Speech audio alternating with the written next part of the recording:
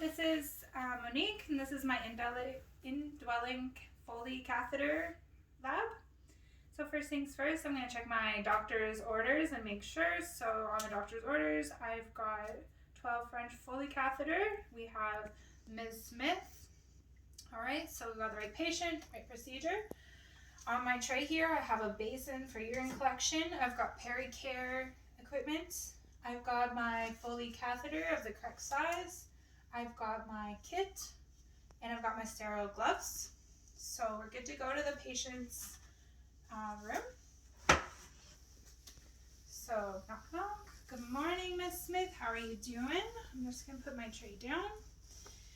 All right, can I please get your first and last name and your date of birth? I'm gonna check this to the patient ID, make sure they're oriented and alert. We've already looked at their vitals, they're within normal range. We're gonna double check about allergies. So do you have any allergies we're not aware of, especially to shellfish or iodine or latex? No, so that's great. All right, Miss Smith, so today we're gonna be doing an indwelling catheter. So it's just a catheter that's gonna be put into your urethra that will continuously drain the urine for you as you're unable to at the moment. All right, so may I continue? Do I have your consent? Great.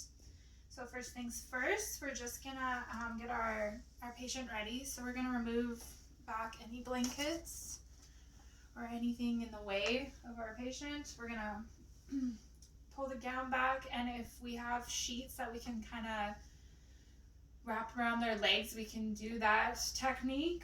We're gonna get our patient to move down into a supine position. I'm gonna adjust the bed to a correct working height and put the side rails down. I'm also going to be doing hand hygiene before I do any of this and putting on new gloves. So I'm going to help my client into the dorsal recumbent position. So that's knees apart and flexed and feet together into kind of a triangle. So next I can start preparing to get ready for peri-care. So what we're gonna do is we've got our warm basin here. We're just gonna have a wet, clean cloth, and we're gonna have her perineum exposed. We're gonna make sure there's a waterproof pad if there isn't already. We're gonna make sure there's one under their bum just to ensure that we're not getting the bed all wet or yucky. So we're gonna wash. We're gonna do the clean to dirty principle. We're gonna go down on one side, new part of the cloth, down on the other side. We're gonna have a clean cloth, or another cloth, sorry, and we're gonna go down the middle, and then we're gonna also have a dry cloth just to make sure everything's nice and dry and clean. We'll dispose of that. So now we can start setting up for our procedure.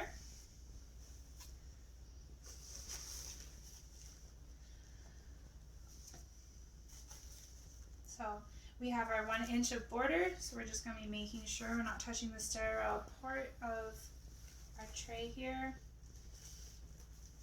So first thing I'm going to do, I can always do hand hygiene again, just to ensure, to make sure less contamination as possible. We're going to just grab our drapes by the edge here.